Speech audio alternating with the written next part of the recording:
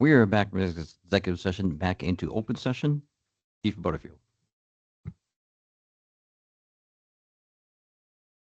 Welcome, Chief Butterfield. I want to welcome you to the South King Fire Chief interview. This portion of the interview processes will be 20 minutes. It's a hard stop. Uh, First, we want to like to allow the commissioners to introduce themselves, and then we'll get right into the questions. Commissioner Fuller, I'll start with you. Bill Fuller. Greg Burris. Greg Baruso. Caroline Vidino. Bill Gates. All right, we'll begin. Clock has started. Chief Butterfield, please describe your fire service background and how it has prepared you successfully to lead this organization. Thank you, and thank you, commissioners, for the opportunity to be here today. My background in the fire service has started 29 years ago in the Sun Valley area of Idaho. And over the last 29 years, I've had some unique and wonderful opportunities of moving up through the ranks of the fire service, holding multiple positions. Initially starting out as a firefighter, I became an EMT there soon after in the late 90s. In 2003, I went to paramedic school and became a paramedic. A company officer from 2006 to 2013, soon after appointed to an assistant chief in the Sun Valley area. For the last 9 years, I've worked for the city of Meridian Fire Department in administrative chief officers positions, including division chief, deputy chief of operations, and deputy chief of administration. In all of my experience that I've had through my career, I think the last 9 years has really created a lot of opportunities for me to bring that experience, particularly in chief officer administrative positions, here to South King in the fire chief position. I've developed a very strong acumen in a political acumen, a leadership acumen, and a lot of experience in working collaboratively and collectively with labor as well in the years that I've had in the last 9 years in that role. I've been blessed also with many other experiences outside of just the fire department and opportunities of working collaboratively with other regional EMS and fire partners, and really taking a holistic approach to the fire service. That much of what we do is not just intrinsic to the fire department, is often a regional response. It's a regional response to the community's needs and not just specific to our department. And so being a champion of those efforts, being a champion from even a regional and state level, even multi-state level, of understanding that when emergencies occur, we need to approach them not just from our insular environment, but it's usually going to be some sort of regional methodology that's going to solve a lot of the bigger issues outside of the smaller calls. So having said that, I'm excited for this opportunity, and I'm excited to bring my experience to the role of Fire Chief, South King Fire.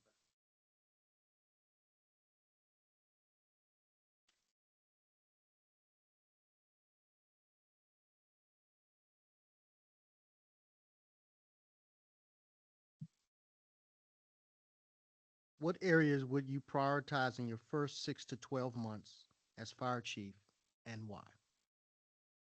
The areas I'd prioritize in the first 6 to 12 months, certainly if selected as fire chief, a lot of people are going to know my name, and I'm not going to know very many other people's names. So it's going to be building relationships. It's going to be an effort to get out and understand and just introduce myself to people, introduce myself to the community, introduce myself to the department and members of the department, introduce myself to regional partners as well.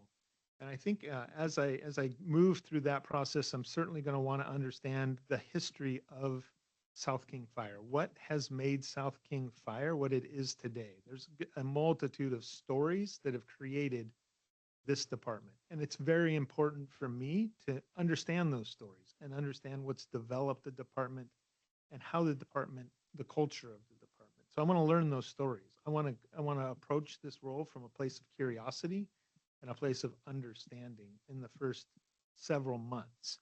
I also want to understand the priorities as I move through that, understanding the priorities of the commissioners, understanding the priorities of labor, understanding the priorities of the community, and then also understanding the priorities of current command staff and other staff within the department. And I think once I get to a point of truly understanding all of those priorities and essentially the Venn diagram that gets created by those understanding of those stories where all of those overlap at some point, I think that really helps provide me with direction of where we need to start moving forward. Also, I would think it would be important within the first 12 months to really get a strategic plan. I would like to see a 3-year strategic plan started in the first 12 months so that we can, along with the priorities of all of the aforementioned stakeholders, also create an actual formal strategic plan. Where are we headed? And to solidify that in a document to be able to be provided to the organization in total to show the path. This is where we're going to go. These are the objectives that we're going to handle. These are what we're going to be moving towards. And to have that very clear and communicated to everybody. That would be what I would like to achieve within the first 12 months.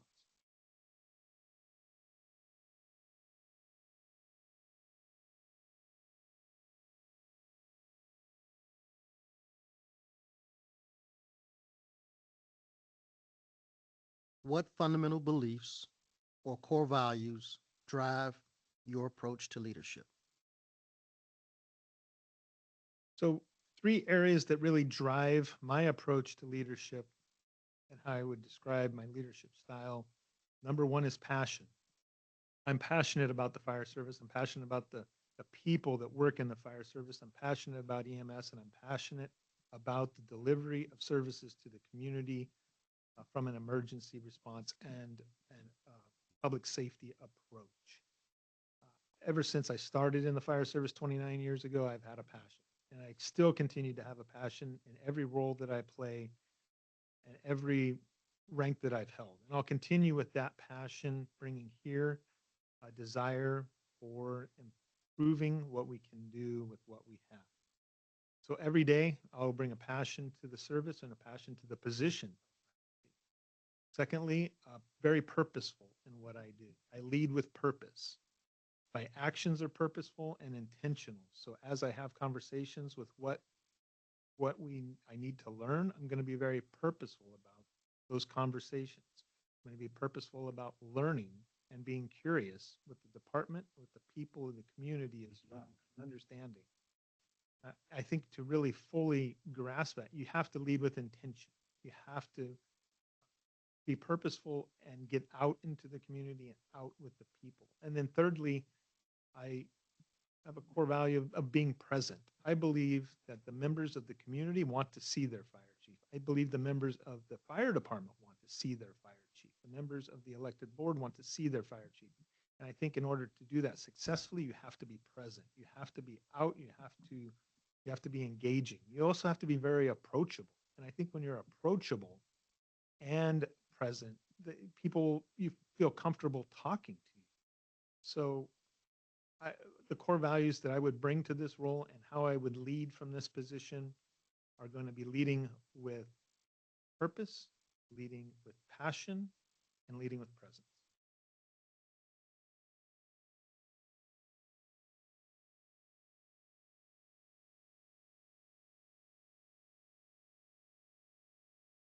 How have you been actively involved in the community in your previous position? And how do you plan to continue this involvement in South King? A lot of activity within the community is vitally important to the role of the fire chief. I have been involved in events such as National Night Out and other events within the community. I'll give one example that I think was very important, was attending a groundbreaking ceremony for a business building that was being erected in the role of a fire chief. I think that being present, as I mentioned earlier, is important. So going out, even in a capacity that you may not be necessarily officially invited to, but being present, going out and having having good conversations with our business community, I think, is something that sometimes gets missed from people within the roles of public safety. But it's vitally important. getting out and understanding from the perspective of the leaders in business and the business community of what they expect from their fire department officials and what they expect from emergency services delivery. Many of them are the employers of the people that live in the community. And so I think they have a very good understanding of what needs to be accomplished from a perspective that often I think gets overlooked from public safety. So I would be engaged. I would be engaged with the community. I'd be engaged with business in the community. I think there's importance to be engaged with all different sectors, including religious leaders within the community, community advocates, community stakeholders. The Chamber of Commerce is another really good example of active engagement and understanding what if we're meeting the expectations. And I think when you meet with community stakeholders, I think you get a real full understanding of where we can do better and to ask that question and to be vulnerable to asking the question, where can we do better as an agency? Where are we missing the mark from their standpoint? And then work and follow up and follow through with them also is important. If you're going to ask questions like that, and then you're going to address them, you have to let them know that you followed up with their concerns as well.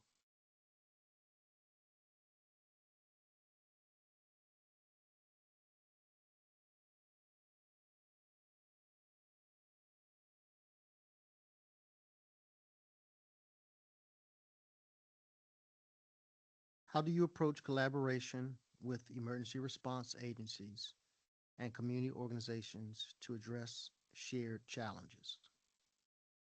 Collaboration is of the utmost important. As I mentioned earlier, I believe a lot of collaboration is mutual respect, having mutual respect and understanding that we all really have similar concerns when it comes to the service we provide to the community across the multitude, different, whether it's fire, EMS, law enforcement, and public safety sector.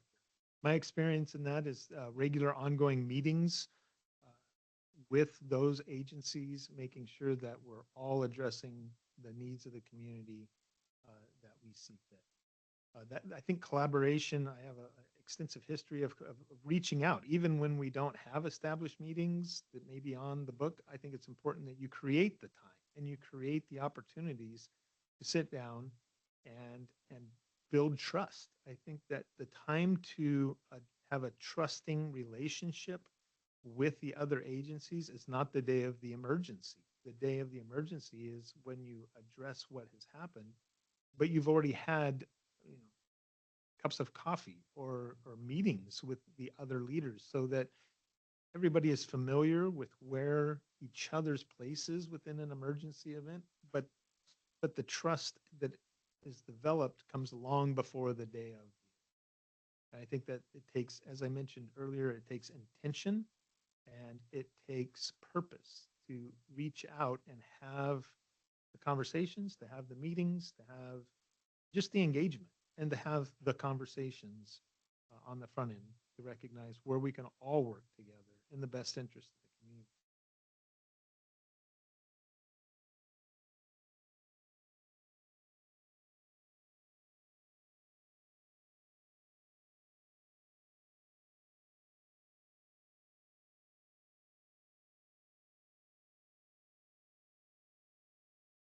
How do you establish trust and open communication with both union leadership and non-represented employees? I think trust starts even before I come into the room. I think trust is something that begins with the reputation that I will bring to the position before I even start. As conversations are had, people understand that where am I as a trusting person in my current organization and the trust that I've developed.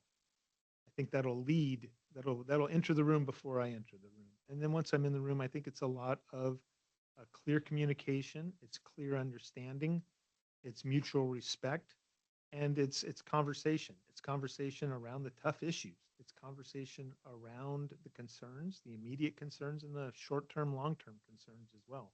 I think trust is developed one cup of coffee at a time.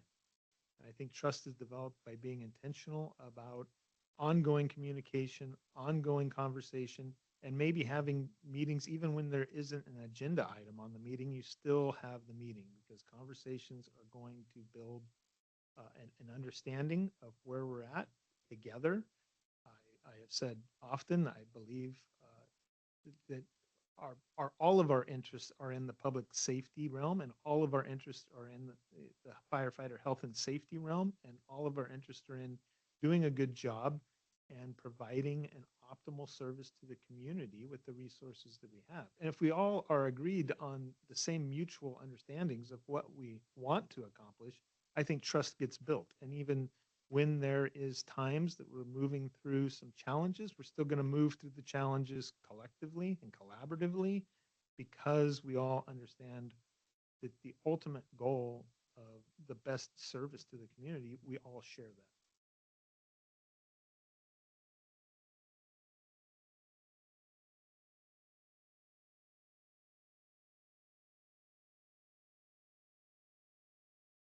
Chief Butterfield, that concludes the first portion of the interview. Now we're going to transition into the spot topic. Mhm. As you've already received, you have been asked to identify 3 current trends in the fire service. And you'll have 10 minutes to present that. Thank you, sir. The 3 trends that I see in the fire service right now that I'm going to touch on are health and safety of firefighters, technology, and the importance of higher education within the fire service.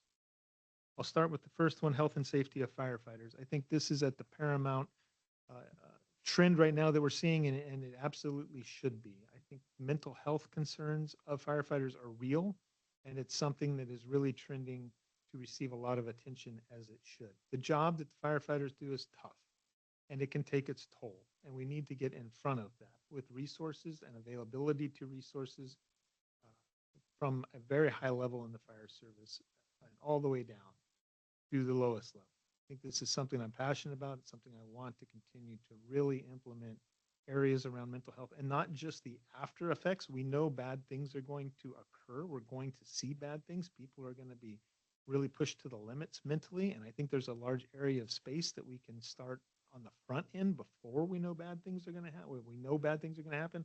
And I think there's a lot of area for resilience building. We're very proactive in the fire service on many things, and I think there needs to be a little bit more effort on the proactive side of mental health and not just the reactive side of mental health. I think physical health is another important area of health and safety as well. We do know that that largest incident of line of duty deaths are related to cardiovascular accidents or heart attacks. And so if we know statistically that heart attacks are what is causing them, or what is the result of the largest number of line of duty deaths, getting in front of that with preventative care, preventative treatment, I think we can eliminate some of that. So I'm a huge fan and supporter of preventative care as it relates to firefighter physicals. I would also say that along the same line, cancer, we know statistically firefighters have a greater incidence of cancer than the normal public. And so what are we doing for pre-screening? I think that there's a lot of effort that can be done in pre-screening of cancer and continual screening of cancer. If we know statistically they're going to have higher incidences, then we need to be doing things, again, proactive on that. A lot of area around PPE cleaning is a trending area that we're recognizing the importance of getting our PPE cleaned correctly and a lot more effort into that, which I believe South King is already on the leading edge of some of those efforts with training machines and things of that nature. So I'm a huge proponent of that, and that's another area that's trending well. The design of fire stations is another example, I think, of some areas for firefighter health and safety that we're seeing. We can start designing stations that actually incorporate health and safety, making sure that the bunker gear is in isolated rooms with negative ventilation, make sure that the firefighters' workout facilities are in an isolated area away from apparatus space. I think there's a lot of room for improvement in that. The next one, technology, I would say, is the other one. There's a lot of drone technology that's occurring in the fire service as well. We're seeing a lot of actually drones that launch from stations and will fly to the scene prior to fire apparatus arriving at the scene and can actually give a view and a feedback, a video feedback of what's occurring at the scene to incoming personnel. They can actually have a drone flying over top, giving them real life feedback. There's a lot of, moving in technology with command boards, and having command boards that are now digital and not a piece of paper and a pen, which is, increasing a lot of the ability of incident commanders to handle scenes more quickly and accurately with a lot more situational awareness within some of the technology that's occurring in command boards. Personal locators are another one, really starting to see, I think, a lot more effort on the technology where all personnel can be identified on their location on a fire ground on a tablet. And then in the wildland arena, there's a lot of technology with cameras and early detection systems that we're seeing to try to get to those fires quicker and sooner before they're actually called in by 911. And really the overall ability to use software, I think, is what you're going to see trending forward and continuing to trend. I don't really see technology going away, and the importance of technology is a trend in the fire service, and even AI, and how can, within fire departments actually start using some artificial intelligence and machine learning. I think there's some great opportunities in the very near future for that for our firefighters. The third area I wanted to point out was the importance of higher education. I think is another trending topic that you're seeing a lot in the fire service. The need for degrees higher than a high school diploma and the complexities of the job, I think, is really trending. I mean, you're starting to see more and more across the nation that I've seen, even at company officer levels, at least a requirement for an associate's degree or a bachelor's degree. Certainly as you move up in the fire service in chief officer positions, I think there is a lot more need for higher education. The complexities of the job are becoming a lot more than they used to be. And I think we're being called upon to really solve complex problems and really be critical thinkers and not just reactors when you move up into the promoted positions in the fire service. And really to develop the critical thinking skills, I think a lot of that is from higher education approaches. It's not necessarily that you just learn a bunch of facts, but you learn how to think differently. You learn through higher education how to solve problems differently, how to solve more complex problems in a different approach.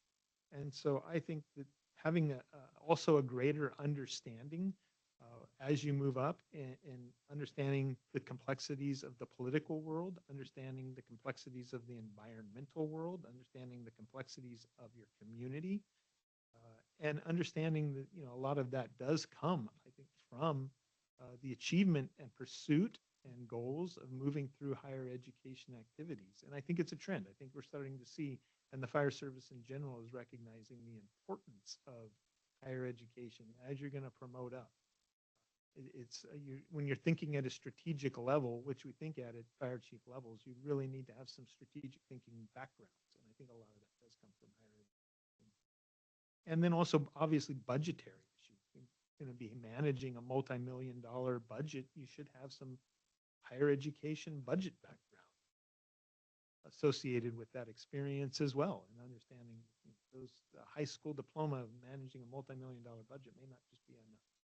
And so I think, and also the growing need of software. Software is obviously becoming a lot more of what we do, and I think you understand how to use software better and use it to a better advantage when you've moved through higher education activities and really understood Excel programs.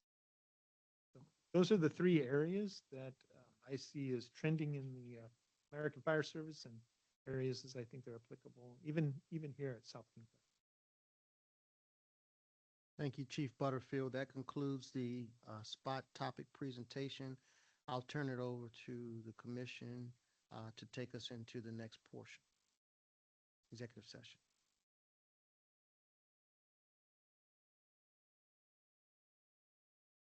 Thank you, Chief. Thank you. For our next portion, we'll be starting at now. Thank you.